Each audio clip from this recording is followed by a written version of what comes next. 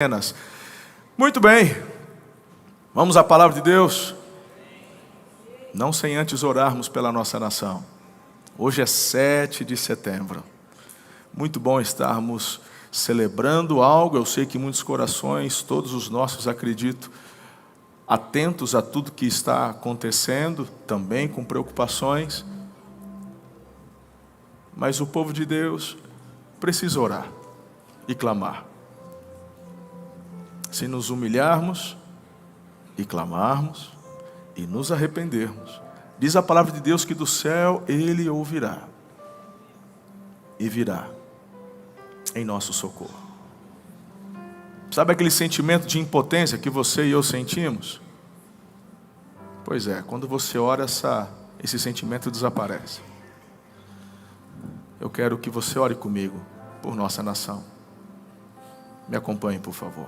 Abaixa a sua cabeça, fecha os seus olhos. Querido Pai, nós, neste 7 de setembro, talvez alguns começaram um dia dizendo que não tem o que celebrar ou o que comemorar, mas eu discordo. Celebramos, ó Deus, o privilégio de sermos brasileiros. O Senhor nos colocou aqui, nessa terra. Amamos o Brasil. E, Senhor, nós entendemos que as mudanças e as transformações, elas começam dentro de nós.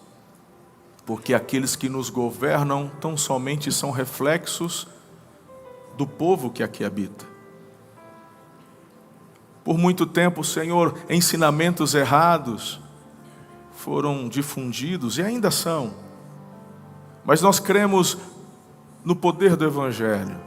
Cremos que o Senhor traz para nós princípios para vivermos uma vida abençoada, uma vida próspera. Pai, eu oro para que o Senhor nos ajude a transformar a nossa nação em um lugar, ó Deus, de avanço, crescimento.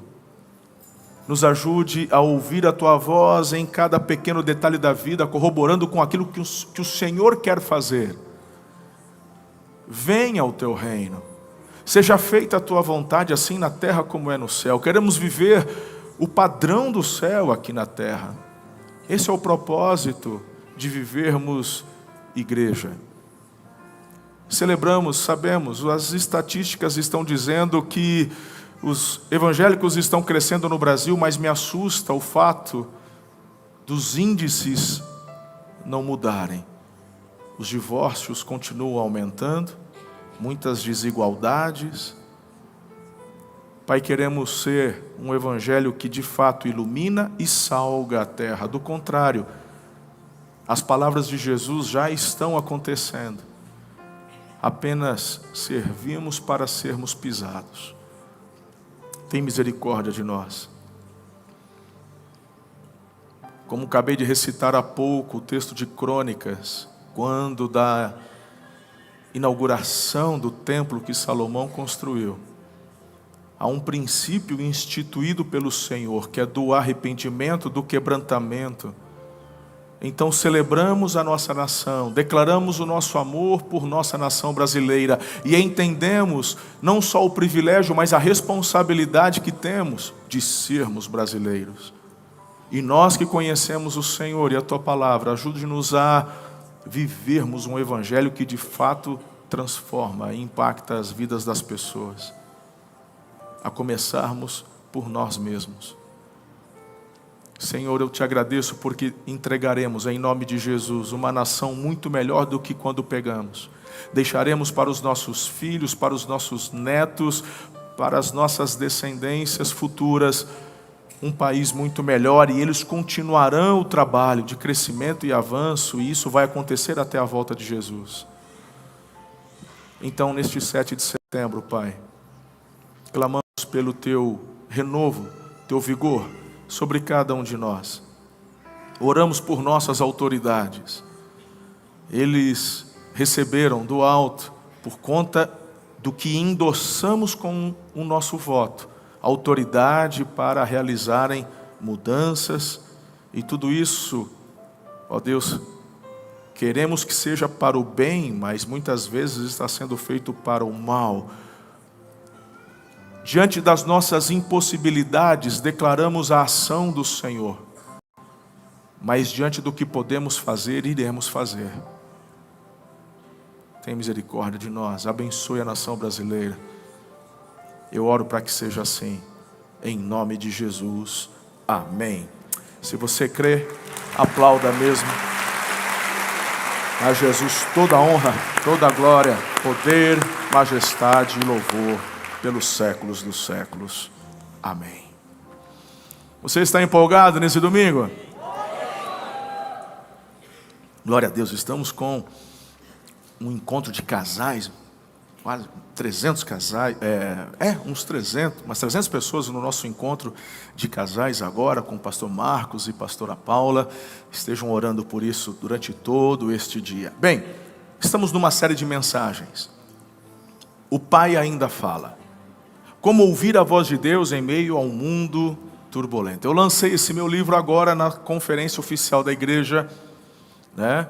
E muitos já começaram a ler. Eu tenho recebido vários feedbacks e tem sido tão gratificante para mim.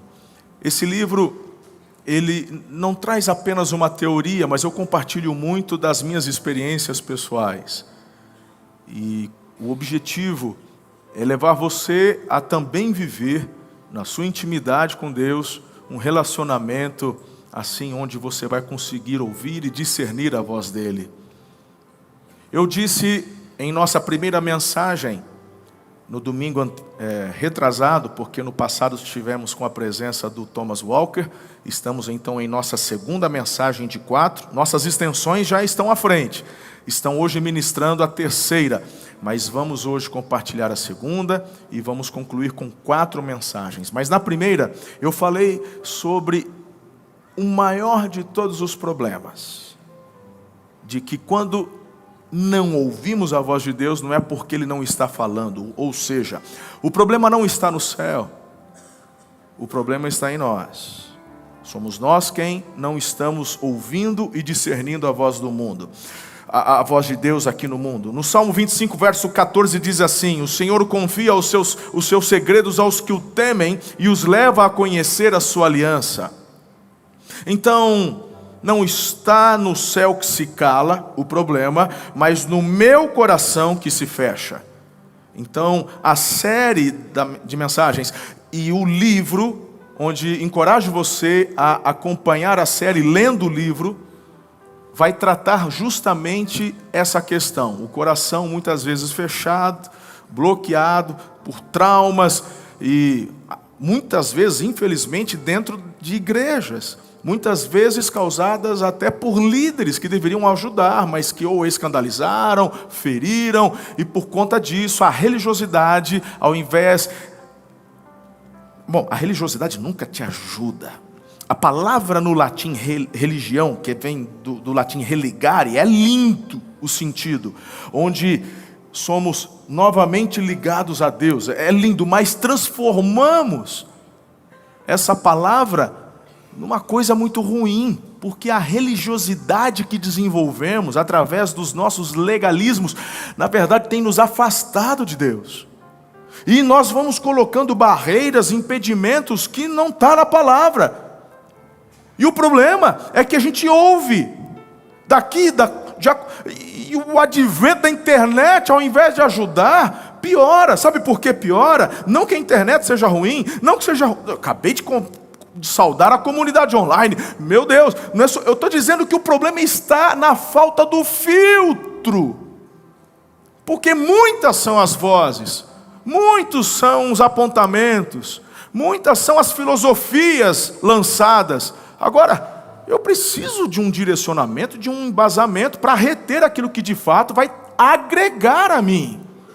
Do contrário, vai gerando uma ansiedade, e todos nós temos um limite. E nesse limite, abrimos mão, nos desesperamos, não queremos mais saber. Você consegue imaginar, eu como pastor, quantos casamentos eu já fiz? Muitos. Muitos. Eu sou muito observador e eu gosto hoje, atualmente, principalmente os jovens, o pessoal da geração Z que tem se casado, eu amo porque eles mesmos estão fazendo seus votos. E eu acho incrível, quando não dão migué e pede para o GPT fazer, né, o chat GPT, fica na cara. E quando também não fica copiando letra de música. Falo, meu Deus, que lindo isso daqui. Aí eu vou na mesa, falo, gente, olha que lindo, você viu o que ele escreveu? Aí ele falou assim, é a letra da música. Eu falei, miserável, me enganou. Mas quando é uma expressão gostosa, sincera, aquilo eu falo, uau, que lindo. E eu fico tão empolgado de ver dois jovens tomando uma decisão. Por que depois lá na frente muitas vezes dá errado? Eu já vi casamentos terminarem na lua de mel, literal. Eu não estou inventando, literal. Eu não comecei ontem, né? São décadas à frente de igreja, trabalhando em igreja. Eu já vi casamento terminar na lua de mel. E não estou falando de casamento igual a turma de hoje, que fica casada, já morando junto, né? Eu falei, vocês são casados? Eu falei, não. Aí depois a gente começa a conversar, não, já estão morando juntos há 6 anos, mas não são casados. Isso aí é o quê então? Não, fala pra mim o que é isso. Aí eu chego e já dou a dura. Falo, a partir de hoje, tu não vai me falar que não é casado. Você é casado porque até a lei reconhece. Se inclusive vocês terminarem, a justiça vai ter divisão de bens aí, irmão. Como é que chama isso? Pastor Francisco, sou que é advogado. É comunhão? União estável. Então são casados. Mas eu vejo esse pessoal que está... Não é essa turma que estava 5 anos casado, fez uma festa, comecei hoje. Não, eu estou falando de gente que namorou, não estava junto, vai para a lua de mel, brigaram na lua de mel, voltaram separados. Não dá para acreditar nisso? Pastor, mas você não está tomando um caminho meio diferente? Você não é para falar da voz de Deus? Pois é, a tua religiosidade já faz você se desconectar, porque o que eu estou falando é exatamente sobre o tema. O que você e eu não... Perdão, o que muitas vezes pessoas não entendem, por conta da religiosidade, que a mensagem trazida no altar tem a ver só com o seu momento aqui, e não tem nada a ver com isso. Se é a primeira vez que você está nessa casa, vai se acostumando, porque eu sei que você vai voltar, você vai fazer parte da família, já comece a se acostumar. O que você recebe desse altar não tem a ver com o teu sentimento durante um momento de culto, mas principalmente quando você sai daqui e aplica o que está aprendendo. É sobre isso. Ouvir a voz de Deus não é sentir um arrepio durante a mensagem ou do louvor. Ouvir a voz de Deus é ter experiências extraordinárias no cotidiano do dia a dia. Às vezes dentro do seu carro, às vezes dentro da sua casa, do seu escritório. Pode estar sozinho, ou como já aconteceu comigo, em um voo comercial. E lendo um livro, lendo a Bíblia, ou só ouvindo música clássica. Eu já fui tomado, irmão, de começar a chorar compulsivamente num voo, ouvindo música clássica aqui. E de repente uma visitação da paz de Deus, que eu tenho que pegar óculos escuros, colocar, porque todo mundo fica te olhando, né? Daqui a pouco vem a comissária, achar que está passando mal, aí já pensou vergonha, tem algum médico a bordo para ajudar esse senhor que está se acabando aqui. Deus fala. Aí quem sabe você me ouvindo dizer isso, pense, eu quero sentir isso. Outros, eu já senti isso uma vez e parou. Por que parou? Enfim, essas 4 mensagens e o meu livro é justamente para trazer resposta para essa dúvida. Não precisa parar. E alguns que já sentiram e hoje não sentem, na verdade uma acusação toma conta, uma acusação tão forte, que parece que só quer aumentar a distância do que um dia você viveu com a intimidade com Deus que você almeja. Pois bem, eu quero dizer que é isso mesmo. Esse é o trabalho do inimigo. Ele não quer que você retome essa intimidade, esse fluxo de comunhão, para ouvir e discernir a voz de Deus no cotidiano do dia a dia. Até aqui vocês estão comigo? Muito bem. Então, na primeira mensagem falamos sobre os ruídos. E eu acabei de fazer uma recapitulação. Mas o tema de hoje é um segundo direcionamento para discernir essa voz, perceber essa voz. E para isso você precisa levantar um altar. Agora, o entendimento do altar é que é importante. Porque a questão, eu acho muito legal você ter uma torre de oração dentro de casa. Um lugar, um quarto, uma sala, um ambiente. Você pode ter ali um louvor tocando 24 horas. Você pode ter uma cruz. Você pode ter uma Bíblia aberta no Salmo 91. Sei lá, meu irmão, você pode fazer o que você quiser. Mas do que adianta ter uma torre de oração? Como se fosse apenas aquele altar onde você põe ali, né, uma réplica da Arca da Aliança. E você põe o óleo ungido e não sei o quê. Mas, irmão, você está achando que Deus vem habitar num lugar só por conta das figuras que você ali coloca? A falta de compreensão do que de fato é um altar é que impede você de ouvir a voz de Deus.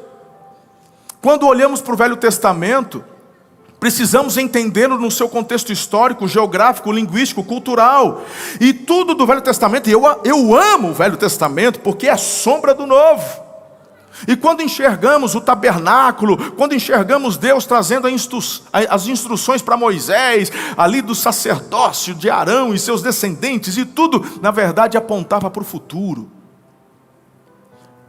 Quando falamos do altar, no tabernáculo, o altar, depois no templo que Salomão construiu, na verdade tinha a ver contigo e comigo. Você precisa entender o que é altar. O senhor não está no altar? Eu estou numa plataforma.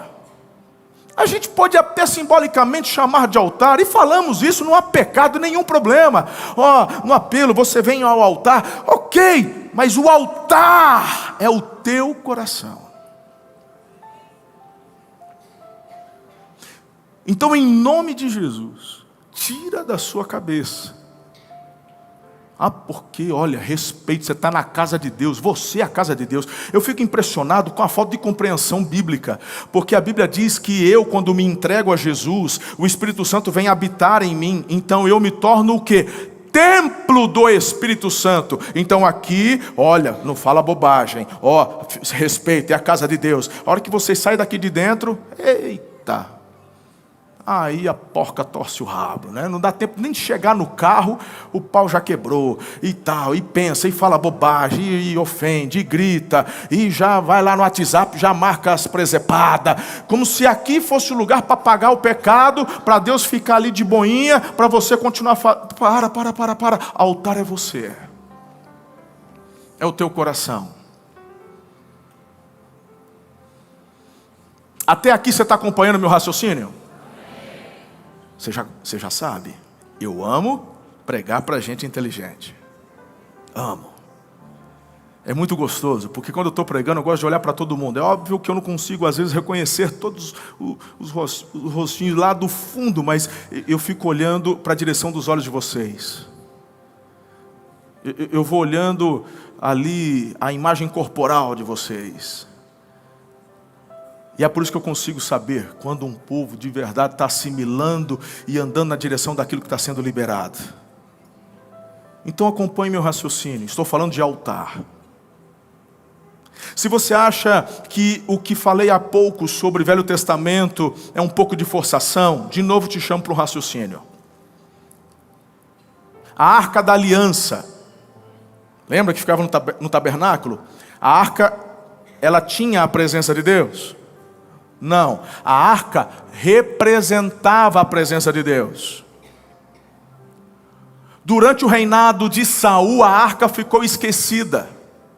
Mas quando Davi se torna rei, ele quer trazer a arca para a cidade onde ele havia conquistado dos jebuseus, e deu o nome dele, cidade de Davi, que veio a se tornar a última e atual capital até hoje de Israel, que é Jerusalém.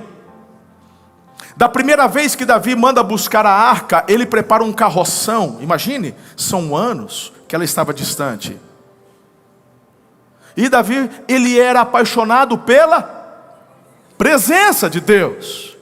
E ele então quer a arca por perto. Ele não traz a arca para ter um dispositivo para ser vitorioso. Ele era vitorioso porque tinha intimidade com Deus.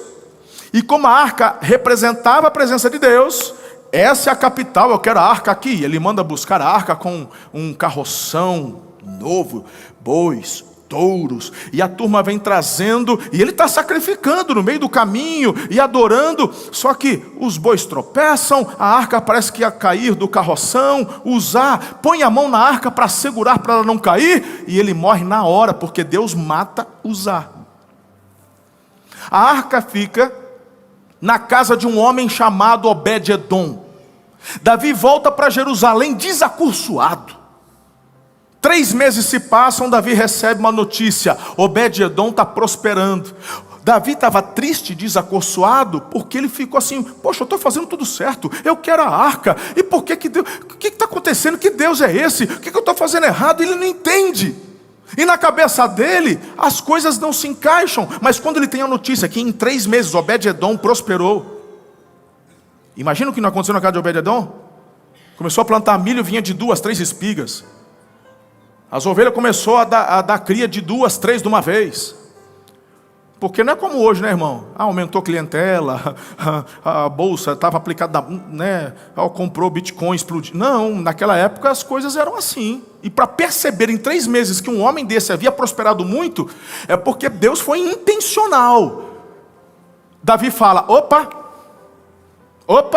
Deus está nesse negócio. Sabe o que Davi vai fazer? Consulta os manuscritos.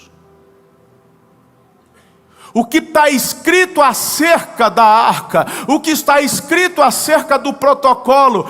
Fala em alta voz. Não é para falar para o teu irmão, não, é para você mesmo. Diga em alta voz. Diga assim: Deus tem seus próprios meios. Então essa conversa do inferno, que o importante é ter Deus no coração, porque é do inferno esse negócio. Calma que eu vou terminar, calma, não me critica não. Essa ideia de que todos os caminhos levam a Deus, toda religião é boa, toda religião leva a Deus, o importante é ter Deus no coração. Essa frase é do inferno. Sabe por quê? De novo, em alta voz, diga: Deus tem seus próprios meios. Quem que é o Senhor aqui na história? É você ou é Deus? Então você faz do seu jeito, ele tem que te aceitar do seu jeito, porque é você que está determinando? Quem que é o Senhor desse negócio? Será que esse Deus é tão pequenininho que ele tem que se sujeitar às tuas vontades e aos teus caprichos? Não se sujeitou a Davi, que era rei de Israel, horas. Vai se sujeitar a você? Se liga, põe a mão na consciência, presta atenção.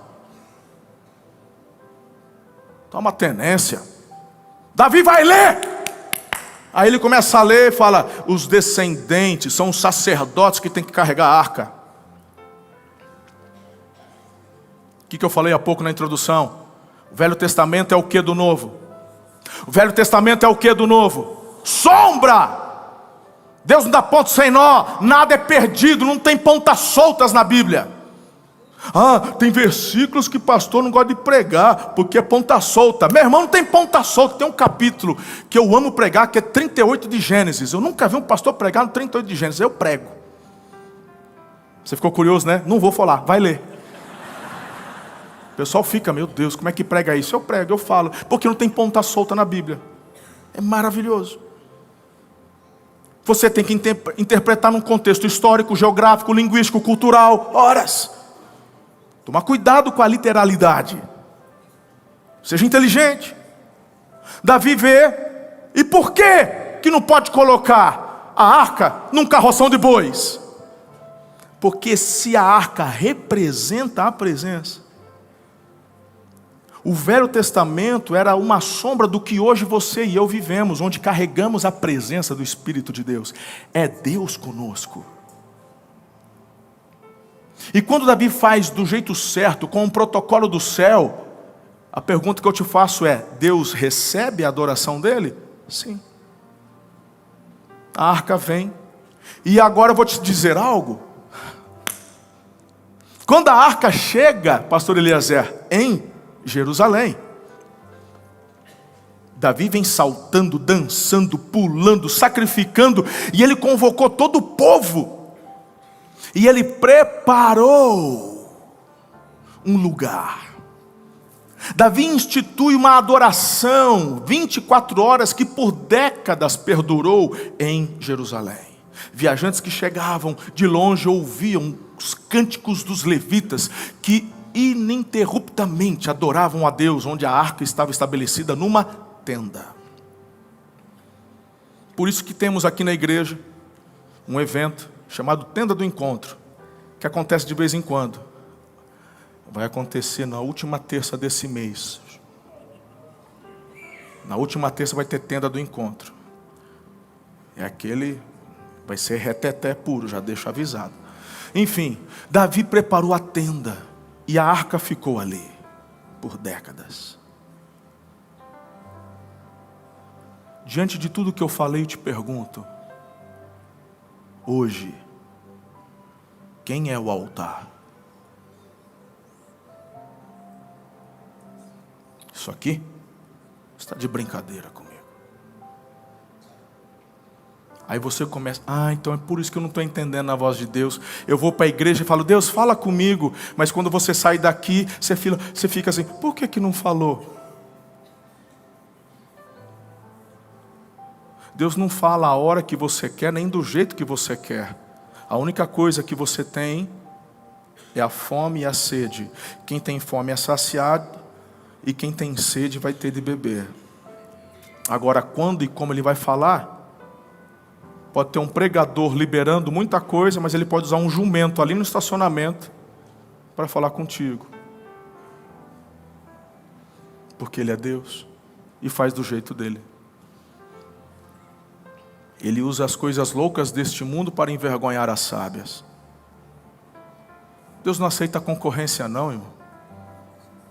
Uma das chaves para você ouvir a voz de Deus é se quebrantar, é ser humilde. A Bíblia fala que ele resiste o soberbo. Você é orgulhoso, soberbo, confia em você, na sua força. Você confia na tua inteligência, você confia nos teus títulos acadêmicos, você confia na sua conta bancária, na sua empresa, você confia no quê? Então Deus simplesmente diz: continue confiando no teu braço. Mas a hora que você quiser ouvir a voz dele, reconheça que sem ele você não é nada, não é ninguém. Porque não há problema nenhum em ter seus títulos, não há problema nenhum em ser reconhecido na sua sociedade onde você mora, não há problema nenhum em ser uma pessoa próspera e bem-sucedida, com firmas e etc., funcionar, não há problema em você ser um bispo, não há problema nenhum nisso. O problema é quando todas essas coisas ocupam o primeiro lugar do teu coração e te levam a um lugar de orgulho, aí Deus te resiste. Porque não vai compactuar com algo que está gerando prejuízo, distanciamento, e conduzindo você a uma derrota espiritual. Que pai em sã consciência faria isso? Isso não é amor. Isso não é amor. Isso é ser conivente com o erro e com o pecado. Então a Bíblia fala que Deus resiste o soberbo, mas dá graça para quem é humilde. Essa é a diferença de Saul e Davi. Davi foi um homem muito mais próspero do que Saul, mas muito mais. E não é que ele veio de família rica, ele constrói algo debaixo do favor e da bênção de Deus. Abraão foi um homem muito próspero. Quando o sobrinho dele estava em pé de guerra lá, o Abraão tinha exército próprio, irmão. O Isaac foi muito próspero. O Jacó, que começou do zero, porque a herança ficou com o irmão mais velho. A herança física, mas a herança espiritual e a bênção estava sobre ele. E o Jacó se torna um homem muito próspero. Deus não tem problema com prosperidade, Ele tem problema com um coração altivo e orgulhoso. Deus não tem problema de você morar numa casa legal. Deus não tem problema de você ir para a Europa. Ele celebra, fala: uau, vai ver o que eu fiz. Você está achando que o que eu fiz é só aqui na região do Tietê? Tem tanta coisa linda. Vai conhecer o Nordeste, vai conhecer o sul do país, vai conhecer o Amazonas, vai conhecer a Europa. Se você pode, vá. Conheça e celebre. O problema é quando você quer fazer isso só para mostrar para os outros que você foi, e não para celebrar o que Deus faz.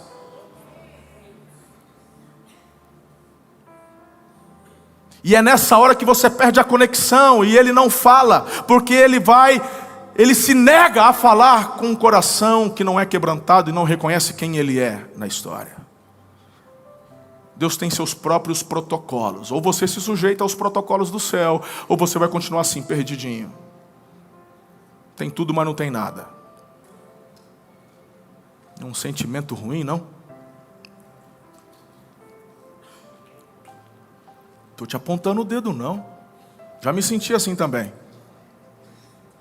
E às vezes como pastor me sinto assim também. Como bispo. Aí sabe o que eu tenho que fazer? Entender 5 direcionamentos que eu tenho para te entregar agora. Porque eu vou falar a verdade, é difícil, essa nossa carne nunca melhora. Tem gente que se orgulha assim, eu já tenho 30 anos de evangélico. Tem um que se converteu ontem, que é muito mais espiritual que você, bocó. Porque não é por quantidade de tempo que se mede. Não é assim que as coisas acontecem, pelo amor de Deus. Agora, se você tem 30 anos e é quebrantado e busca, aleluia, maturidade, uau, as coisas só vão assim, ó. Mas quando você permite que a religiosidade impere, você está perdendo tempo e oportunidades. Porque a nossa carne nunca melhora.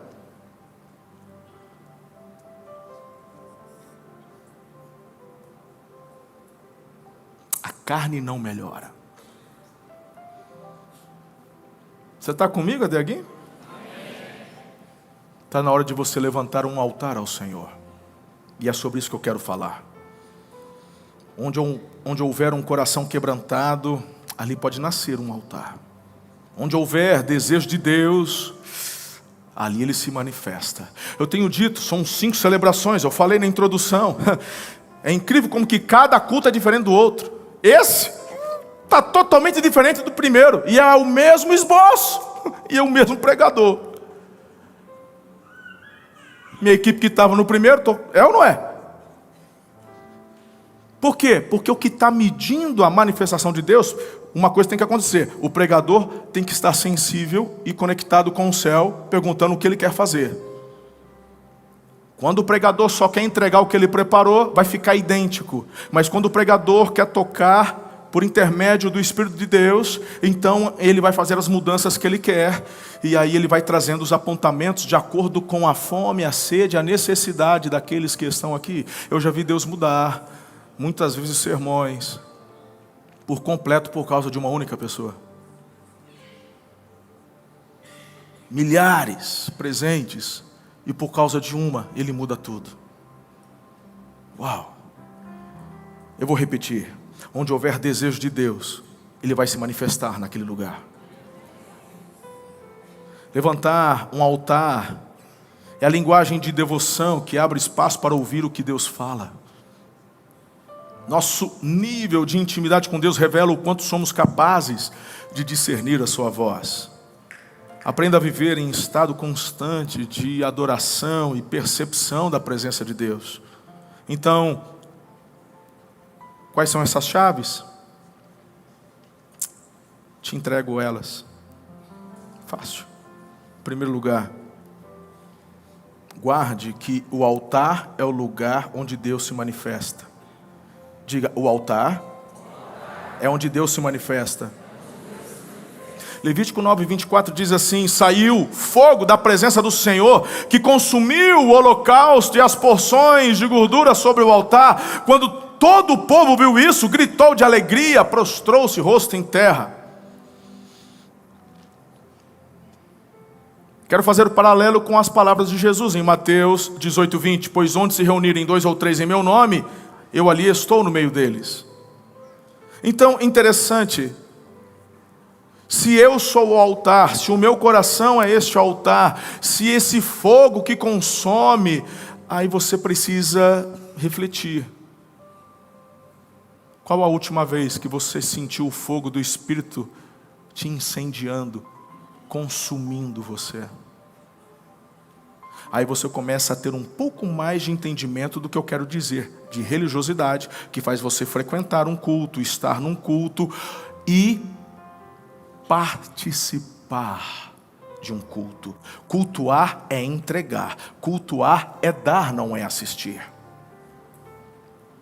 E quando você entende isso, percebe que na coletividade temos uma experiência incrível, mas aquilo que aqui recebemos é um start para o que vai continuar acontecendo lá fora. Porque o altar é onde Deus se manifesta. E eu retorno com a pergunta. Tem um cântico, né? Deixa queimar, deixa queimar. Deixa queimar, deixa queimar. Aí tem gente que fala assim, musiquinha nada a ver, né? E queima, e queima, e queima. Vai passar do ponto, né? Começa a ver. Tem TDAH, começa a viajar. Fala, rapaz. Mas é nesse sentido do altar. Deixa queimar. Sabe o que é interessante? Quando Deus ele inaugura o altar, através do sacerdócio estabelecido em Arão e seus filhos, tudo foi preparado. O holocausto, e aí precisava do quê? Do fogo. Deus não aceitou fogo da terra. Deus não falou, façam um holocausto, preparem o animal e atem... Não. O primeiro fogo veio do alto. Isso é altar. Eu tenho um medo, de verdade, é um santo tremor diante do nome e da presença de Deus, de produzir no púlpito fogo estranho. Eu falo isso para os meus pastores. Humanamente falando, às vezes eu estou pregando, ou a gente está numa conferência do Espírito Santo, e aí o povo já vem com aquela expectativa, e de sentir algo, e aí parece que o povo vai se perdendo, o outro começa a olhar no relógio, o outro vai para o WhatsApp, e aí a gente pode, humanamente, tentar produzir um fogo estranho. Tentar trazer um fogo no momento que na verdade não veio do alto, não foi soprado do Espírito, mas veio só da carne, porque queremos implementar apenas técnicas de comunicação e oratória para chamar atenção, ou para induzir. Eu tenho medo. Por isso que eu prefiro 1000 vezes levar você a um pensamento, a um raciocínio que te leve a uma decisão, do que só apenas soltar frases soltas, que você durante o culto levanta, fica em pé, aplaude, porque aquilo mexe com você, que tem o seu lugar, não é uma crítica. Principalmente em conferências, eu acho isso muito legal, é um tempero na vida cristã, mas todo dia, todo domingo só isso, chega uma hora que você fala, tá, mas e aí? Porque tem gente que chega em casa, depois de uma conferência dessa, aquele mover, teve o corredor de fogo, uau, foi batizado, orou em língua, sentiu um toque, um calor, um não sei o que, cair na unção e tal. Aí ele quer continuar vivendo essa intimidade, mas depois ele se vê meio seco, porque não está vendo a mesma coisa acontecer na segunda, na terça, na quarta, e não consegue enxergar que lá no trabalho dele é também uma oportunidade do altar continuar queimando. Porque a religiosidade faz você pensar que esse altar é só para o domingo, e você se esquece, venha o teu reino, seja feita a tua vontade, assim na terra como no céu. Ele quer que eu viva esse altar todos os dias, porque a prosperidade, irmão, a prosperidade é um lugar. A prosperidade não é o dinheiro, a prosperidade é um lugar. É um lugar de intimidade, onde o altar da tua vida está sendo consumido pelo fogo de Deus, na tua adoração constante. Por isso que muitos estão achando que estão rompendo, mas não estão. Às vezes a única coisa que você tem é dinheiro, só está ganhando dinheiro. Mas a prosperidade é que quando aquilo que você faz, você está recebendo por aquilo e recebendo bem, mas você está oferecendo algo que está abençoando. Uou! O problema é quando você só quer o dinheiro e entrega algo muito mal acabado, algo ruim. Só para tentar ganhar na quantidade, você diminui a qualidade para ter maior quantidade, para tentar ganhar mais, e você está dando um tiro no pé e não entendeu qual é o princípio que rege o céu, que deve ser aplicado na terra. Você se esquece que aquilo que você vai colher é mediante o que semeia. E quando você colhe, para colher você não pode desanimar, porque tem um tempo. Diga assim, há um tempo. Há um tempo de maturação de todas as coisas. Não é na hora. Quando coloca um grão de milho na terra, tem um tempo. Eu preciso cuidar daquela semente. Eu tenho que capinar em volta. Eu não posso deixar as ervas daninhas. Se não chover, eu vou ter que irrigar. Eu vou ter que cuidar contra pragas. Para lá na frente, se eu não desanimar, eu colho uma espiga. Ou quem sabe até duas. Mais raro, mas acontece. Esse é o pensamento. Então quando você vai para a tua segunda-feira dizendo, eu sou um altar, mas a religiosidade acha que você só vai ser um altar se na segunda-feira você abrir a Bíblia lá e ficar com ela aberta no Salmo 90, no Salmo 91, no Salmo não sei o que, no Salmo 23, porque aí você, meu irmão, está virando um esotérico gospel. E deixa sal grosso atrás da porta aí no seu... Meu irmão, isso é esoterismo. Ser um altar é ser sensível à voz de Deus. E a segunda chave eu já te entrego. Diga intimidade. O problema é que as pessoas perderam a intimidade. Ser um altar é entender o poder. É o lugar da intimidade. É o lugar onde Deus se manifesta. Lá em Êxodo 34, versos 2 e 3. Esteja pronto pela manhã para subir ao monte Sinai. Lá mesmo, no topo do monte. Apresente-se a mim. Ninguém poderá ir com você. Ninguém poderá ir com você. Tem lugares da intimidade que você quer levar o filho, quer levar o pai, quer levar o marido, quer levar não sei quem, mas não vai acontecer, porque você, meu irmão, a intimidade é um lugar que você planta e colhe, e outros não podem colher o que não plantaram. Eu fico imaginando Arão querendo ir com Moisés. Deixa eu.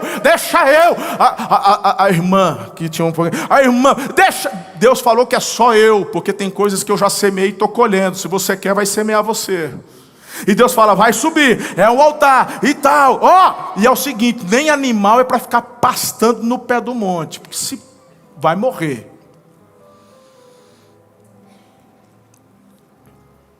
E eu começo a entender que esse lance do altar, e aqui é interessante,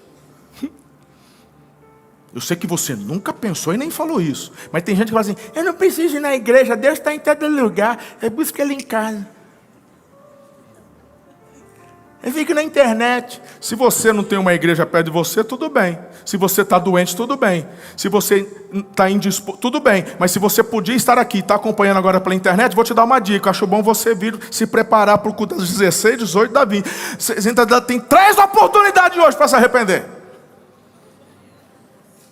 Porque Deus podia falar com Moisés na tenda do encontro que tinha lá no deserto. Tinha a tenda do encontro. Deus podia falar com ele na tenda, na casa do Moisés, como falava. Mas há momentos que Deus quer ter um momento de maior intimidade. Ele fala, sobe o Sinai. E para o que eu vou liberar para a tua vida tem a ver com algo que você já vem semeando. Não leva ninguém contigo. Então você pode e deve participar de vigília. Você pode e deve vir em celebrações. Mas eu estou te perguntando, e os teus momentos no Sinai? Porque falar para mim que Deus não está te chamando é voltar para a introdução da mensagem. É porque você ainda não está ouvindo a voz dele. Isso tem a ver com teu coração fechado, porque o céu está aberto. E aí? E aí? As minhas experiências mais extraordinárias com Jesus foi sozinho. Talvez você já me viu em alguma conferência aqui, recebe palavra, a gente cai na unção, aquela coisa toda, me mover e face a face. Mas as minhas mais profundas experiências foi sozinho. Escritório, quarto, carro, como falei agora há pouco, às vezes até num voo. É o lugar da intimidade. E quando eu falo lugar da intimidade, eu retomando o raciocínio, quando falei da intimidade, tem a ver com o dia a dia. Eu, por exemplo, pergunto: Espírito Santo, o que eu vou vestir hoje? Domingo passado, no final, a hora que eu acordei de manhã, acordei sem o despertador, umas 6h30, a hora que eu acordei, me veio a roupa que eu ia vestir. Porque normalmente eu pergunto. E eu falei, já se adiantou. Mas eu acordo, né? Eu demoro para pegar, eu pego no tranco de manhã. A Ana já acordou, dando bom dia para os passarinhos, aquelas coisas e tal. Acho que é porque aqueles tucanos ficam voltando lá. Aí eu nem vi, porque eu levantei, apalpando ainda. Fui, ela já estava no closet se trocando, nem vi ela. Aí, lavei o rosto, escovei dente, me preparei, acho que eu tomei um banho, tal. Aí eu dei aquela despertada, peguei a roupa, me troquei, e ela já estava na cozinha ali me aguardando. Quando eu chego, ela, uau, a gente está combinando. E eu olhei para ela, olhei e falei, não é que é? Olha, estamos degradê. E eu falei, Espírito Santo, ó o Senhor, hein? Só para agradar a patroa, valeu. Eu não tinha visto. Aí você fala, que bobagem, Deus vai ficar se preocupando com essas bobagens. Bobo é você, irmão, que não entende que é simples. Bobo é você que foi pego pela religiosidade vazia e fica colocando um monte de barreira, e por isso não consegue discernir e ver como que Deus age na simplicidade do dia a dia. O altar é o lugar onde nós estamos sendo consumidos pelo fogo e pela glória dele, mas na intimidade. Isso acontece na intimidade. Quando eu falo de intimidade, é diário. Trazendo para uma aplicação, como é que você chega amanhã para o seu trabalho? Seja você um colaborador numa indústria, seja você o proprietário da indústria, seja você alguém que tem que bater meta. Então muitos esta semana terão reuniões importantes. Quando você é um altar que está sendo consumido pelo fogo do Espírito, você está então na intimidade com o Espírito, sim ou não? Sim, esta é a palavra, este é o raciocínio.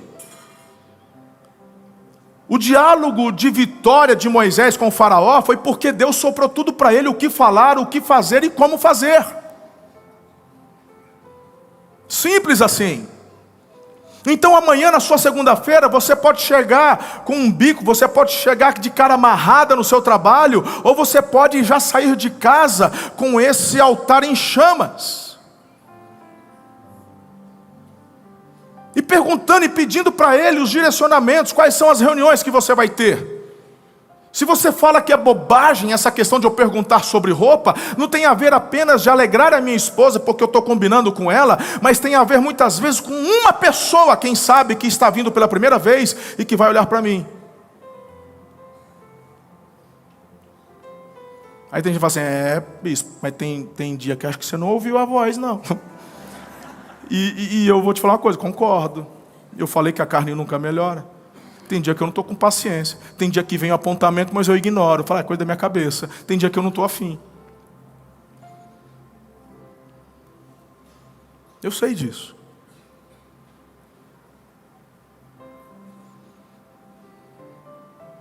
Mas às vezes, tem gente que veio pela primeira vez, que a hora que olhou, talvez para o relógio que eu estou usando, ele se identificou. Às vezes eu venho de tênis. Às vezes eu venho de calça jeans. Às vezes eu venho só de camiseta. E tem alguém que entra pela primeira vez, que tem aquele estereótipo de pastor, com aquele ternão, aquele sapato bicudo, brilhoso, né, de Bíblia preta desse tamanho, e fazendo assim, como se estivesse andando de drift dentro do carro, né? Aí chega o cara de tênis, camisetão e tal, e não sei o quê. Pegou, conectou.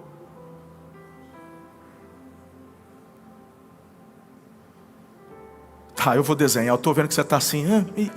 Tá, eu vou desenhar para você. Eu vou pular de cá para fingir que eu não vi a interrogação aqui. Quando você for para aquela reunião amanhã, você que é um altar em chamas, amém? Você vai falar, Espírito Santo, o que eu tenho que liberar que vai conectar com o coração daquele cliente? Eu não quero o dinheiro dele. O que ele vai pagar é uma consequência do que eu quero proporcionar para Ele. Eu quero ser uma resposta para a necessidade dEle. Eu não quero o dinheiro dEle, eu quero um cliente. O que eu vou usar? De repente você vai de repente colocar uma roupa, que a hora que você chegar lá, ele vai ser arremetido ao pai na infância. De repente você vai colocar um relógio, você vai usar algo, você vai dizer uma palavra, que aquilo vai tocar. E aquilo gera uma conexão, porque negócios, a base dos negócios é confiança. Quando um negócio é feito só no interesse, vai dar errado, alguém vai passar a perna no outro, alguém vai ficar descontente. Mas quando um negócio é feito na base da confiança, a prosperidade, a bênção de Deus, a cultura do céu toma conta daquele ambiente e as coisas avançam. Pegou agora? Então é bobagem perguntar para o Espírito Santo que roupa usar? Quando estou aconselhando empresários, quando estou aconselhando pessoas, eles estão compartilhando seus problemas, eu estou perguntando, Espírito Santo, o que o Senhor quer falar? Eu já ouvi uma conversa de 3 horas, que nos primeiros 5 minutos Deus já havia me dito o que dizer, mas porque eu entendi que Ele precisava esvaziar, eu fiquei lá 3 horas, ouvindo, e depois eu soltei uma frase, Ele arregalou o olho. A vida dele mudou, a empresa dele mudou. Mas essa é uma colheita que eu colho por conta de uma vida de investimento. E o que eu estou fazendo contigo? Inspirando você a fazer as mesmas semeaduras, porque o Pai ainda fala. Mas Ele fala no lugar da intimidade, e não apenas do lugar onde se movimenta o templo, o culto. Eu poderia falar por 2 horas, pedir para o grupo de louvor entrar. Vocês ainda estarão conversando sobre esse assunto quarta-feira nas células. Porque o altar é o lugar da rendição. O altar é o lugar de ouvir e obedecer a Deus. E a quinta chave é que o altar é o lugar de um fogo que é contínuo. Havia uma instrução que Deus deu para Arão e seus descendentes. O fogo deverá arder continuamente. O que eu tenho que fazer? Todos os dias vocês retirarão as cinzas, porque quando você coloca lenha nova onde tem cinzas, fumaça. Deus não quer fumaça, Deus quer fogo. Então Ele diz, todos os dias retire as cinzas e coloque lenha, porque o fogo já está lá, é o fogo do alto. A chama deverá arder continuamente. Você é esse altar. Espero que você tenha entendido a palavra de hoje. Eu tenho certeza que vocês começarão a ter experiências de ouvir a voz de Deus. Coloque-se em pé, eu quero orar contigo.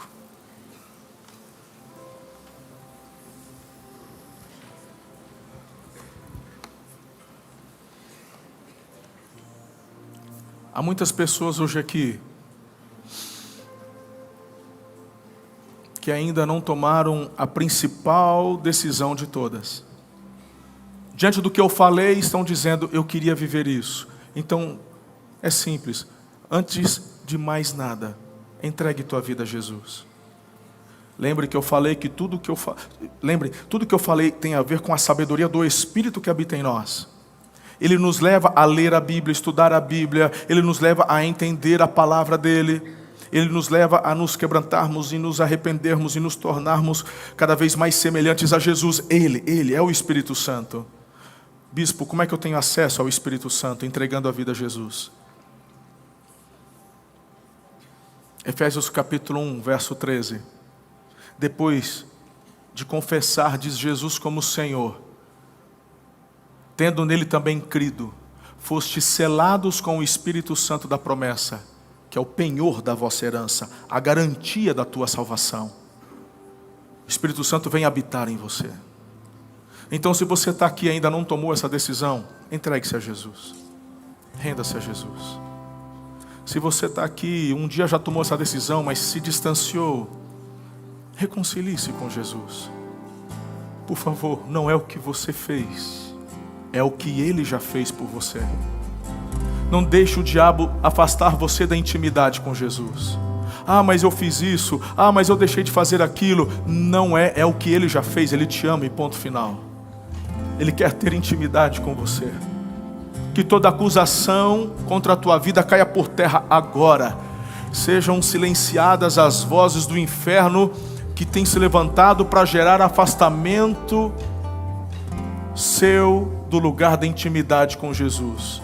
Eu quero orar por você, para que você se reconcilie com Jesus e volte a ouvir com clareza nesse lugar de intimidade com Ele. Então, enquanto cantamos, eu vou te dar 2 minutinhos no máximo. Eu queria muito orar por você e queria te convidar a vir aqui à frente. Minha equipe de intercessão está aqui. Eu quero que eles unjam você com óleo. Você vai entregar a vida a Jesus, reconciliar-se com Jesus, voltar para esse lugar onde o fogo arde, onde o fogo queima. E não se esqueça do que eu estou dizendo. É porque Ele te ama. Só isso importa. Vem cá, eu estou esperando você. Vem para cá.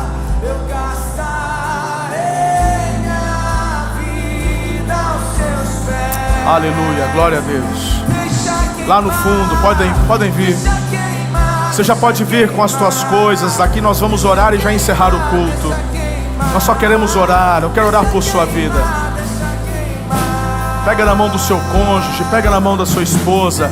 Às vezes você fica com vergonha, constrangido. Você está em família, você está em um lugar seguro. Aqui não é um lugar de julgamento. É um lugar onde você tem a oportunidade de reconectar-se novamente a esse lugar da intimidade com o Pai. Deixe seu coração queimar como um altar diante de Deus. Deus abençoe, em nome de Jesus. Há mais alguém? Venha. Por favor, venha. Não deixe para depois. Não deixe para depois, venha. Aleluia.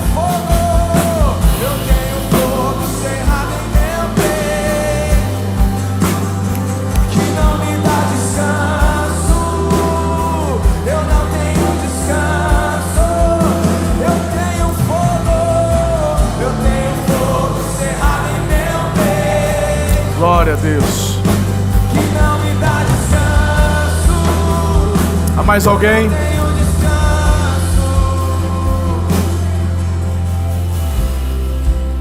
Lá no fundo. Eu vou orar.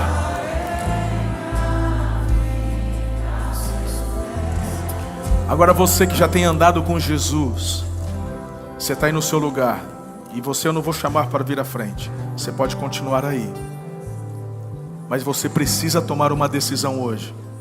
Se essa palavra ardeu dentro do teu peito, há muitos de vocês que estão assim: Senhor, eu quero viver esse primeiro amor.